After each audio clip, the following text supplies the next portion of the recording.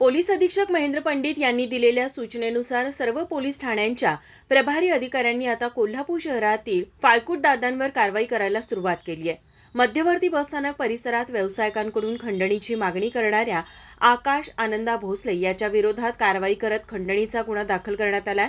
यापूर्वी timber market परिसरात खंडणी न दिल्याच्या रागातून एका किराणा व्यावसायिकाला मारहाण केल्याची घटना घडली होती. तसेच यादवनगर परिसरात एक बेकरी व्यावसायिकाला मारहाण करण्यात आली होती. यामध्ये उपचार सुरू असताना त्या व्यावसायिकाचा मृत्यू झाला होता. या घटनांची गांभीर्याने दखल घेत पोलीस अधीक्षक पंडित यांनी शहरातील फाळकूट दादांवर कारवाई करण्याचे आदेश दिलेत. या अनुषंगाने शाहूपुरी पोलिसांनी मध्यवर्ती बसस्थानक परिसरातील फेरीवाले आणि दुकानदारांना खंडणीसाठी त्रास देणाऱ्या आकाश भोसले राहणार माकडवाला वसाहत याला ताब्यात घेण्यात आले.